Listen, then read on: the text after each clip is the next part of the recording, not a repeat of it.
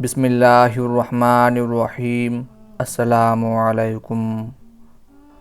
تاریخ اسلام جہاں بہت سی لازوال قربانیوں سے بھری پڑی ہے، وہیں پیاسوں کا ایک ایسا قبیلہ بھی ہے جس کی درسگاہ کے پہلے استاد حضرت عثمان غنی رضی اللہ تعالی عنہ ہیں۔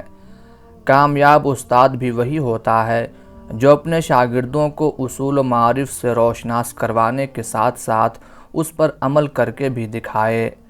تاریخ انسانی کو اس بات کا اعتراف ہے کہ مظلوم مدینہ حضرت عثمان غنی رضی اللہ تعالی عنہ نے اپنے دیے گئے سبق کا ایسا عملی نمونہ پیش کیا جس کا اثرات مدینہ کے میدان سے لے کر کرب و بلا کے صحرا تک محسوس کیے گئے۔ حضرت عثمان غنی رضی اللہ تعالی عنہ کے والد کا نام عفان تھا۔ 5ویں پشت پر آپ کا سلسلہ نسب رسول اللہ صلی اللہ علیہ وآلہ وسلم سے جا ملتا ہے۔ آپ کا ذریعہ معاش تجارت تھا۔ قریش کے دولت مند ترین لوگوں میں شمار کیے جاتے تھے اور اپنی سخاوت کی وجہ سے غنی کے لقب سے پکارے جاتے تھے۔ آپ رضی اللہ تعالی عنہ کی عمر اس وقت 34 سال تھی جب اسلام کا ظہور ہوا۔ حضرت ابوبکر صدیق رضی اللہ تعالی عنہ سے آپ کے گہرے مراسم تھے۔ یہی وجہ تھی کہ حضرت ابوبکر صدیق رضی اللہ تعالی عنہ کی خصوصی کاوشوں نے انہیں اسلام کی طرف مائل کیا۔ حضرت عثمان غنی رضی اللہ تعالی عنہ خود اپنے قبول اسلام کا واقعہ کچھ اس طرح بیان فرمایا کرتے تھے کہ میں اپنی خالہ عروہ بنت عبد المطلب کے پاس ان کی بیمار پرسی کے لیے گیا۔ ابھی میں ان کے پاس موجود ہی تھا کہ رسول اللہ صلی اللہ علیہ وآلہ وسلم تشریف لے آئے۔ ان دنوں حضور صلی اللہ علیہ وآلہ وسلم کی نبوت کا تذکرہ تھوڑا بہت ہو چکا تھا۔ میں آپ صلی اللہ علیہ وآلہ وسلم کو غور سے دیکھنے لگا۔ آپ صلی اللہ علیہ وآلہ وسلم نے میری طرف متوجہ ہو کر فرمایا، اے عثمان، کیا بات ہے؟ میں نے کہا، میں اس بات پر حیران ہوں کہ آپ کا ہمارے ہاں بڑا مرتبہ ہے اور پھر آپ کے بارے میں ایسی باتیں کہی جا رہی ہیں۔ اس کے بعد حضور صلی اللہ علیہ وآلہ وسلم نے فرمایا، لا الہ الا اللہ، اللہ کے سوا کوئی معبود نہیں۔ اللہ گواہ ہے کہ میں یہ سن کر کانپ گیا۔ پھر آپ صلی اللہ علیہ وآلہ وسلم نے یہ آیت تلاوت کی۔ ترجمہ: اور تمہارا رزق اور جس چیز کا تم سے وعدہ کیا جاتا ہے آسمان میں ہے، تو یہ آسمان اور زمین کے مالک کی قسم، یہ قابل یقین ہے جس طرح تم بات کرتے ہو۔ پھر حضور صلی اللہ علیہ وآلہ وسلم کھڑے ہوئے اور باہر تشریف لے گئے۔ میں بھی آپ صلی اللہ علیہ وآلہ وسلم کے پیچھے چل دیا اور آپ کی خدمت میں حاضر ہو کر دست نبوت پر اسلام قبول کر لیا۔ جن دنوں پردے کا حکم نازل نہیں ہوا تھا، حضرت عائشہ صدیقہ رضی اللہ تعالی عنہ فرماتی ہیں کہ حضور نبی کریم صلی اللہ علیہ وآلہ وسلم اپنے گھر میں تشریف فرما تھے اور میں ان کے پیچھے بیٹھی ہوئی تھی۔ اسی دوران حضرت ابوبکر صدیق رضی اللہ تعالی عنہ اجازت لے کر اندر تشریف لے آئے۔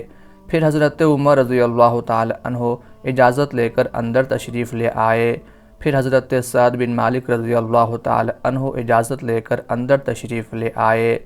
اس دوران رسول اللہ صلی اللہ علیہ وآلہ وسلم گفتگو میں مصروف تھے اور آپ صلی اللہ علیہ وآلہ وسلم کی پنڈلیاں کھلی ہوئی تھیں۔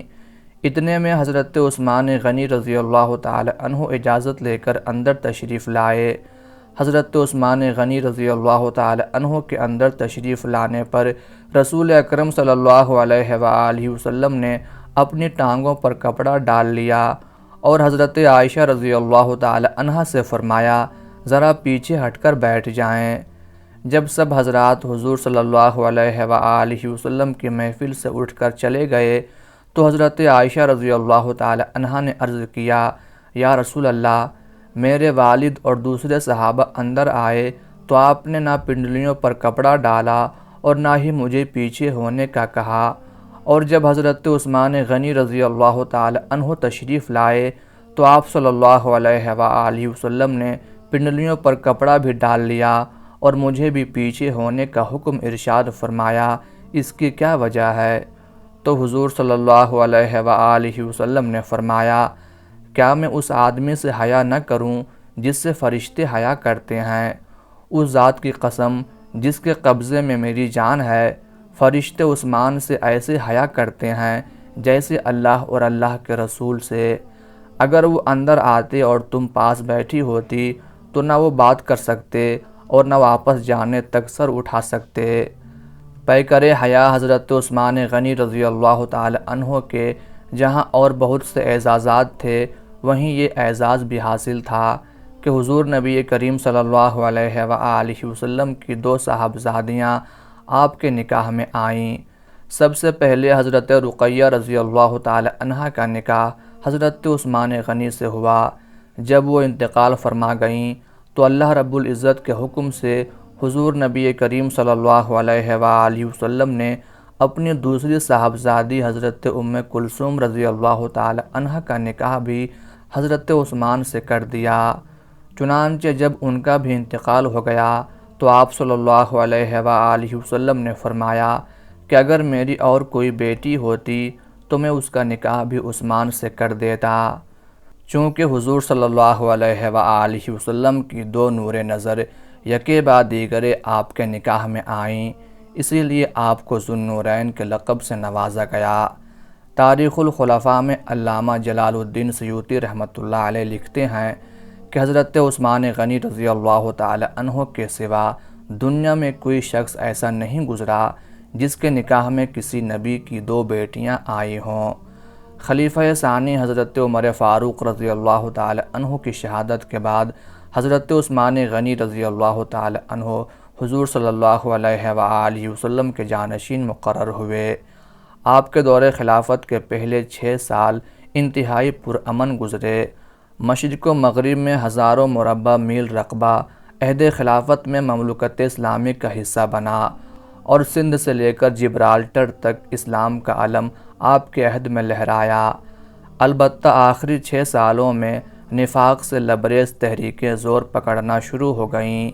حضرت مرہ بن کعب رضی اللہ تعالی عنہ روایت فرماتے ہیں کہ میں نے رسول اللہ صلی اللہ علیہ وآلہ وسلم کو فتنوں کا ذکر کرتے اور ان کا قریب ہونا بیان فرماتے سنا۔ پھر ادھر سے ایک شخص منہ پر کپڑا ڈالے گزرا۔ آپ صلی اللہ علیہ وآلہ وسلم نے اشارہ کر کے فرمایا، اس دن یہ ہدایت پر ہوگا۔ میں نے اٹھ کر ان کو دیکھا تو وہ عثمان بن عفان رضی اللہ تعالی عنہ تھے۔ میں نے ان کا چہرہ آپ صلی اللہ علیہ وآلہ وسلم کے سامنے کر کے عرض کی کہ یہی ہیں؟ فرمایا ہاں یہی ہیں۔ آخر کار وہ وقت بھی آیا جب باغیوں نے اپنے ارادوں پر عمل کرتے ہوئے حضرت عثمان غنی رضی اللہ تعالی عنہ کے گرد گھیرا تنگ کرنا شروع کر دیا۔ حضرت عثمان رضی اللہ تعالی عنہ کے خلاف سازشوں کا بازار جن لوگوں نے گرم کیا ان کا سردار عبداللہ بن سبا تھا۔ یہ یہودی نسل کا ایک مکار آدمی تھا۔ اس نے پرہیزگاری کا لبادہ اوڑھ رکھا تھا۔ لوگ اس کی باتوں میں آتے چلے گئے۔ بے شمار لوگوں کو اس نے اپنا ہم خیال بنا لیا۔ عبداللہ بن سبا اور اس کے حامیوں نے فتنے اور سازش کی یہ آگ الزامات کے ذریعے لگائے۔ ایسے الزامات لگائے گئے جن کی سرے سے کوئی حقیقت ہی نہیں تھی۔ بعض باتوں کا بتنگڑ بنا دیا گیا تھا۔ سب سے پہلے آپ رضی اللہ تعالی عنہ کا مسجد میں خطبہ بند کیا گیا، پھر باجماعت نماز کی ادائیگی بھی جبراً بند کر دی گئی۔ مگر اتنے پر ہی بس نہیں، یہاں تک کہ آپ کو گھر میں محصور کر کے رکھ دیا گیا اور مدینہ کی گلیوں میں آوازیں بلند ہونے لگیں کہ عثمان رضی اللہ تعالی عنہ تک نہ تو کوئی شخص کھانا پہنچائے گا اور نہ ہی پانی۔ حضرت علی رضی اللہ تعالی عنہ نے انتہائی کوشش کی کہ کسی طرح پانی حضرت عثمان رضی اللہ تعالی عنہ تک پہنچایا جائے، مگر باغی آڑے آ گئے اور مشکیزہ چھین کر پانی گرا دیا۔ بالآخر حضرت علی رضی اللہ تعالی عنہ بطور یقین دہانی اپنا امامہ وہاں چھوڑ کر واپس چلے آئے تاکہ محبت عثمان کا حق ادا ہو جائے۔ جب باغیوں نے حضرت عثمان غنی رضی اللہ تعالی عنہ پر عرصہ حیات تنگ کر دیا تو حضرت علی رضی اللہ تعالی عنہ نے اپنے جگر گوشوں حضرت حسن اور حضرت حسین رضی اللہ عنہم کو امیر المومنین حضرت عثمان غنی رضی اللہ تعالی عنہ کے دروازے پر پہرا دینے کا حکم بھیجا اور ساتھ ہی ارشاد فرمایا کہ تم دونوں عثمان رضی اللہ تعالی عنہ کے دروازے پر پہرا دو اور کسی بھی باغی کو حجرہ عثمان تک مت پہنچنے دینا۔ چنانچہ دونوں شہزادے بیت عثمان کی طرف چل پڑے۔ گویا حضرت علی رضی اللہ تعالی عنہ کا اپنے شہزادوں کو یہ تربیت دینا مقصود تھا کہ در عثمان پر کھڑے ہو کر یہ سبق حاصل کرو کہ کس طرح بھوکے رہ کر قرآن پڑھا جاتا ہے، کس طرح 40 دن تک پیاسے رہ کر تلاوت کی جاتی ہے، کس طرح بھوکے پیاسے رہ کر سجدے کیے جاتے ہیں۔ ایک دن آئے گا کہ تمہیں بھی یہی سبق کربلا کی سرزمین پر دہرانا پڑے گا۔ امیر المومنین حضرت عثمان رضی اللہ تعالی عنہ نے باغیوں کو متعدد بار سمجھانے کی کوشش کی۔ ایک دن دوران محاصرہ آپ رضی اللہ تعالی عنہ اپنے گھر کی چھت پر تشریف لائے اور باغیوں کو مخاطب کر کے فرمانے لگے، اے لوگو، وہ وقت یاد کرو جب مسجد نبوی صلی اللہ علیہ وآلہ وسلم کی زمین تنگ تھی اور رسول کریم صلی اللہ علیہ وآلہ وسلم نے فرمایا، کون ہے جو اللہ کے لیے اس زمین کو خرید کر مسجد کے لیے وقف کرے گا اور جنت کا وارث بنے گا؟ وہ کون تھا جس نے اللہ کے رسول صلی اللہ علیہ وآلہ وسلم کے حکم کی تعمیل کی تھی؟ سب نے بیک آواز ہو کر کہا، آپ رضی اللہ تعالی عنہ نے تعمیل کی تھی۔ پھر فرمایا، میں تمہیں اللہ کی قسم دیتا ہوں کہ تم وہ وقت یاد کرو جب مدینہ میں بیر روما کے سوا میٹھے پانی کا کنواں نہ تھا۔ تمام مسلمان روزانہ قلت آب کی وجہ سے تکلیفیں اٹھاتے تھے۔ وہ کون تھا کہ جس نے رسول اللہ صلی اللہ علیہ وآلہ وسلم کے حکم سے کنویں کو خریدا اور تمام مسلمانوں پر وقف کر دیا؟ سب نے بیک آواز کہا، آپ رضی اللہ تعالی عنہ نے وقف فرمایا تھا۔ حضرت عثمان رضی اللہ تعالی عنہ نے فرمایا کہ آج اسی کنویں کے پانی سے تم مجھے روک رہے ہو۔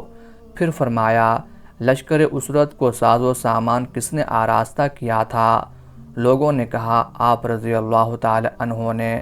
پھر فرمایا، اے لوگو، اللہ کے لیے مجھے بتاؤ کہ جب رسول اللہ صلی اللہ علیہ وآلہ وسلم نے مجھے حدیبیہ کے مقام پر اپنا سفیر بنا کر قریش کے پاس بھیجا تو کیا واقعہ پیش آیا تھا؟ کیا یہ صحیح نہیں کہ اللہ کے رسول صلی اللہ علیہ وآلہ وسلم نے اپنے ایک ہاتھ کو میرا ہاتھ قرار دے کر میری طرف سے خود اپنی بیعت لی تھی؟ لوگوں کے مجمع سے آوازیں آنے لگیں کہ آپ رضی اللہ تعالی عنہ نے سچ فرمایا، لیکن افسوس کہ بلوائیوں کے پسماندہ دماغوں سے بدنیتی کا خمار چھٹ نہ سکا اور انہوں نے 40 روزہ پیاس سے بے حال پیکر صبر و حیا امیر المومنین وقت حضرت عثمان غنی رضی اللہ تعالی عنہ کو شہید کرنے کا فیصلہ کر لیا۔ حضور صلی اللہ علیہ وآلہ وسلم حضرت عثمان رضی اللہ تعالی عنہ کے متعلق شہادت کی پیش گوئی بھی فرما چکے تھے۔ یہی وجہ تھی کہ حضرت عثمان رضی اللہ تعالی عنہ نے بالکل بھی مزاحمت نہ کی، بلکہ خاموشی سے اللہ کے نبی صلی اللہ علیہ وآلہ وسلم کی گئی وصیت کی تکمیل کا انتظار فرماتے رہے۔ 18 ذی الحجہ اور جمعہ کا دن تھا۔ آپ رضی اللہ تعالی عنہ روزے کی حالت میں تھے۔ اسی صبح آپ نے خواب میں دیکھا کہ حضور نبی کریم صلی اللہ علیہ وآلہ وسلم تشریف لائے ہیں۔ آپ صلی اللہ علیہ وآلہ وسلم کے ساتھ حضرت ابو بکر اور حضرت عمر رضی اللہ عنہما بھی موجود ہیں۔ نبی کریم صلی اللہ علیہ وآلہ وسلم حضرت عثمان رضی اللہ تعالی عنہ سے ارشاد فرماتے ہیں کہ عثمان جلدی آؤ، ہم افطاری کے لیے تمہارے منتظر بیٹھے ہیں۔ آنکھ کھلی تو آپ نے اپنی اہلیہ سے فرمایا کہ میری شہادت کا وقت قریب آ گیا ہے، باغی مجھے قتل کر ڈالیں گے۔ انہوں نے کہا، امیر المومنین، ایسا نہیں ہو سکتا۔ ارشاد فرمایا کہ میں یہ خواب دیکھ چکا ہوں۔ پھر منگوا کر وہ لباس زیب تن کیا جو پہلے نہیں پہنا تھا، اپنے 20 غلام آزاد کیے اور تلاوت قرآن میں مشغول ہو گئے۔ گویا اب شہادت کا انتظار تھا، اور صرف انتظار ہی نہیں بلکہ شدید انتظار تھا، کیونکہ شہادت کے رنگین پردہ و حجاب کے پیچھے محبوب سے ملاقات متعین تھی۔ آخر کار وہ گھڑی بھی آن پہنچی۔ باغیوں نے مکان پر حملہ کر دیا۔ حضرت امام حسن رضی اللہ تعالی عنہ جو کہ دروازے پر متعین تھے، باغیوں کا مقابلہ کرتے ہوئے زخمی ہو گئے۔ 4 باغی دیوار پھلانگ کر چھت پر چڑھ گئے۔ حضرت عثمان رضی اللہ تعالی عنہ نیچے کے مکان میں تنہا قرآن کی تلاوت میں مصروف تھے۔ اتنے میں ایک بلوائی نے حضرت عثمان غنی رضی اللہ تعالی عنہ کے ریش مبارک کو پکڑ کر زور سے کھینچا۔ کنانہ بن بشیر نے پیشانی مبارک پر لوہے کی سلاخ سے دردناک ضرب لگائی کہ آپ رضی اللہ تعالی عنہ پہلو کے بل گر پڑے اور زبان سے بسم اللہ توکلت علی اللہ نکلا۔ سودان بن حمران نے دوسری ضرب لگائی جس سے خون کا فوارہ جاری ہو گیا۔ بدبخت عمر بن حمق سینے پر چڑھ بیٹھا اور جسم کے مختلف حصوں پر پے در پہ 9 زخم لگائے۔ ایک اور بے رحم نے تلوار کا وار کیا تو آپ رضی اللہ تعالی عنہ کی اہلیہ حضرت نائلہ رضی اللہ تعالی عنہا نے آگے بڑھ کر روکنا چاہا تو ہاتھ کی 3 انگلیاں کٹ کر الگ ہو گئیں۔ اسی کشمکش کے دوران جمعہ کے دن عصر کے وقت ذو النورین کی شمع حیات ہمیشہ کے لیے بجھتی چلی گئی اور آپ رضی اللہ تعالی عنہ نبی کریم صلی اللہ علیہ وآلہ وسلم کی بشارت کے مطابق شہادت کے منصب پر فائز ہو گئے۔ انا للہ و انا الیہ راجعون۔ شہادت کے وقت جب تلاوت فرما رہے تھے تو ایک حملہ آور کے وار سے آپ رضی اللہ تعالی عنہ کے خون ناحق نے جسم اطہر سے جدا ہو کر قرآن کی جس آیت کو اپنا مسکن بنا کر بوسہ لیا وہ یہ تھی فَسَيَكْفِيكَهُمُ اللَّهُ وَهُوَ السَّمِيعُ الْعَلِيمُ۔ خدا کی ذات تم کو کافی ہے، وہ سننے اور جاننے والا ہے۔ 2 دن تک آپ رضی اللہ تعالی عنہ کی نعش مبارک بے گور و کفن پڑی رہی۔ تیسرے دن چند خوش قسمت مسلمانوں نے سرخ پھولوں کی بجائے سرخ خون سے ڈھکی ہوئی میت کو کندھا دیا۔ حضرت زبیر بن مطعم رضی اللہ تعالی عنہ نے آپ کی نماز جنازہ پڑھائی اور صرف 17 مسلمانوں نے آپ رضی اللہ تعالی عنہ کی نماز جنازہ پڑھی اور کتاب اللہ کے سب سے بڑے خادم، سنت رسول اللہ صلی اللہ علیہ وآلہ وسلم کے سب سے بڑے عاشق، محسن اسلام کو جنت البقیع کے گوشے میں ہمیشہ کے لیے سلا دیا گیا۔ اللہ تعالیٰ کی ان پر بے شمار رحمتیں نازل ہوں، آمین یا رب العالمین۔